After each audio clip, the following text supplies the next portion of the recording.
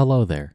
So I wanted to make this quick video and right off the bat, I wanted to bring up two things. First, there is a severe lack of SI dominant content from an actual SI dominant, and that means that the balance of the universe is unstable and we are all going to die.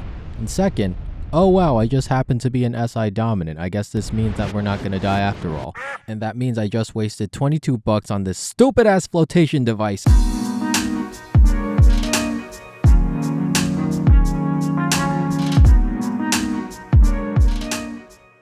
How would I even introduce this concept to other people? I have no idea.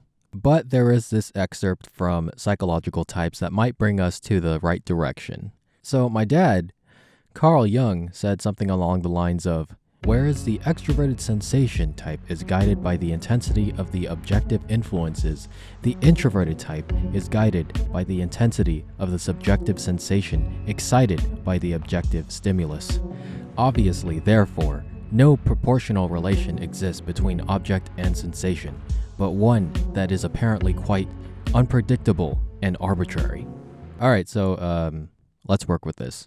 First off, I will venture to say that given that SI works in some fashion with the other functions in my cognitive stack, it's not as unpredictable and arbitrary as Jung would describe it. At the same token, I would say with confidence that SI does not only encompass order, stability, routine, and nostalgia. I don't want so much order at a party, for example, unless it was a dozen double-doubles with grilled onions. Anyways, so yeah, I mean, introverted sensing usually involves looking at an object, listening to an idea, doing anything really in the present moment, but I don't place too much importance on what I see in the sense of the literal interpretation of what is in front of me. Personally, I see that thing more of an exploration of the question of what does this thing inspire from within? Except that I'm not actively answering that, the exploration just happens so naturally and effortlessly. And where I find the guidepost to answer that question usually resides in the recollection of what I've already experienced. In a sense, SI is sort of a presence that unifies the past and the present. I make associations with the thing that is currently in front of me with the things that I've known in the past to be true. Those things could be an event that I've experienced directly or an idea that I've really resonated with after having examined this thing for a good amount of time.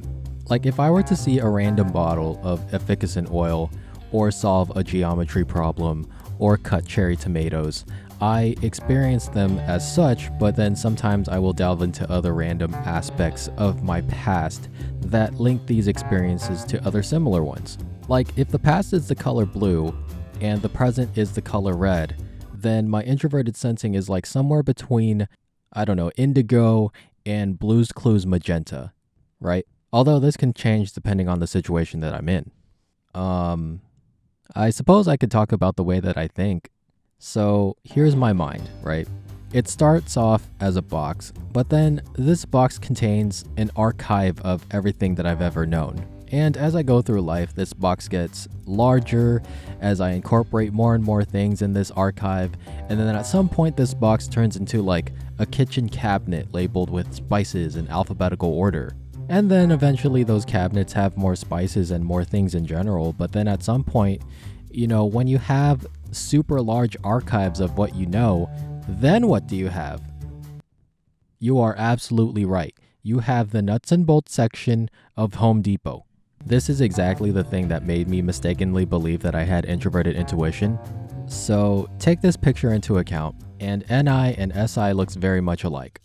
The major differences are that NI is more future-oriented, it deals with a subjective interpretation of reality like SI does.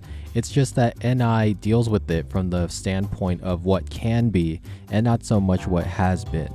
With that said, it also tends to make predictions and conjecture because it sees things from a bird's eye view. It just takes a while for the NI user to see detail, to see what that fluctuation actually was. The hallmark of SI is that it really examines just a few nuts and bolts at a time, but it does so with such an intensity that some unaware bystander will just look at me and be like, "Hey, are you good, man?" How I come to know things comes from a logical progression of understanding. I think I would go so far as to say that, before I know one thing, there is a prerequisite of knowing this thing because this thing is a component of that thing. And my mind does all of this because SI tends to really like tranquility. Also, I've already come to terms with the fact that almost nothing is absolute, so the next best thing for me is just wanting certainty as well. So how does all of that factor into social interaction? Well, I feel like almost none of what I think translates well into social interaction. Almost nothing of what I just said these past couple minutes will be on display to other people. And what I mean by that is usually I'm pretty calm, polite, usually out of people's way. I usually love it when everything around me is calm. And it doesn't even have to be limited to me in relation with other people. I mean, I love having other people around. I love it when the social environment is chill. But I also love being able to be alone in a room with, great feng shui. My inner circle of friends will think that I'm one of the best things that's ever happened to them. And that's in their words, not mine. But friends of my inner circle of friends will not have any opinion of me, and so they just stand there awkwardly because I have only interacted with them in sparse moments, and exchanges with those people are always sort of like superficial and awkward. I carry with me varying levels of anxiety. Really, it just depends on how gauged my extroverted intuition is at that particular moment, but I think we'll talk about that in a future video. Honestly, I just have resting bitch face.